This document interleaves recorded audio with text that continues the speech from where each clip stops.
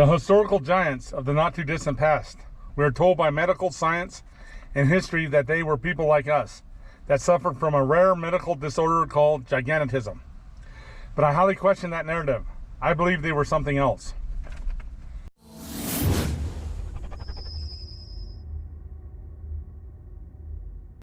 Gigantism is a rare but serious medical disorder that affects less than 1% of the human population.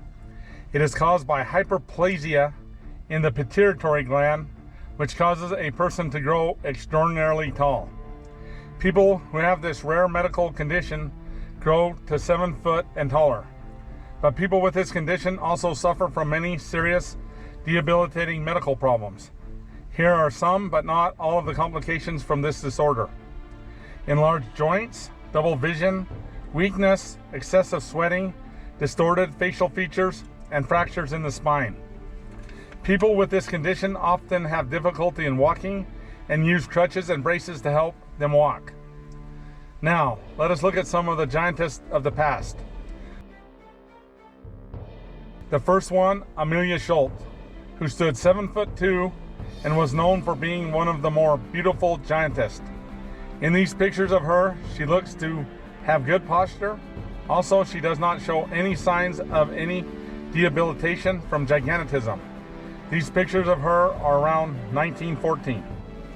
Now, let us go to another historical giantess, Anna Swan, who was reported to have stood 7'11", who, like the previous giantess, has very good posture with no signs of any debilitations. Let us go now to one more historical giantess, and that is Katja van Dyke. Truly a very giant woman. Reportedly stood 8'4½". More modern sources state she stood 7'1", but looking at the historical photos of her, the older sources look to be much more accurate. Like the other giantess, her posture is very good. Also, she shows no signs of debilitation. She was known as the tallest woman in 1954. There is also historical film footage of her, which the film footage shows she moves very easily and fluidly. Now, let us go to the giant historical men. Like the giant women, they have very good posture.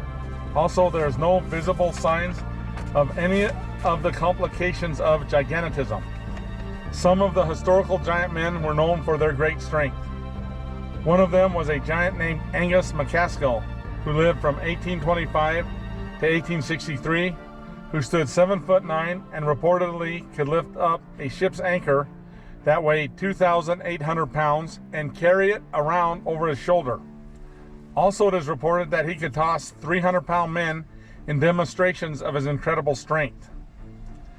Then there is this historical giant, Goji Mittu, a giant Romanian boxer who stood 8 foot tall with a boxing record of 2 wins, 0 losses, with his 2 wins coming by knockouts in the first round. Suspiciously dies early in his career in 1963. In other words, he was probably murdered. I am speculating here, but I believe it was very likely the reason he was murdered because Goji would have been undefeatable, and therefore a lot of interest in the heavyweight boxing division would have been lost. In turn, a lot of money would have been lost. And what is one of the more common reasons people murder other people over? And that is money. But back to my point I'm making, is how could it possibly be that people in the past who suffered from the debilitating condition of gigantism did not suffer from any of the complications like modern people do?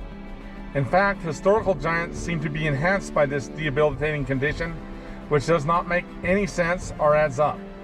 Ridiculously, it does not add up. So these people were not us or could have been us. So the question is, who and what were they?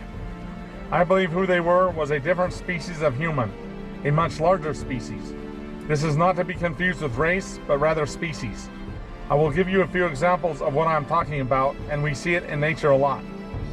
In North America, we have 2 bears, the smaller black bear, and then we have the larger grizzly bear. Both creatures are bears, but different species of bears. In Africa, they have 2 different species of rhino, the bigger white rhino and the smaller black rhino. In equines, we have the horse, and then we have the donkey. Again, different species of the same type of creature.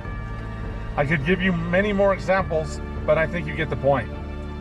One of the last of the species of human was this man, Johan Pedersen, who stood 8'8" and died in 1984 at the age of 71.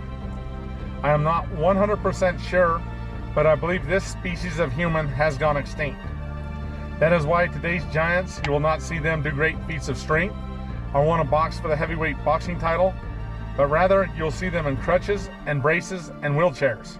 Because when we get this large, which is unnatural for us, we suffer from many debilitating health problems. But the larger species of human, this was simply their natural size. But in the not too distant past, these giants lived among us in our cities and towns. But for some reason, they do not want us to know about them. Anyway, thank you for watching my video and have a good day.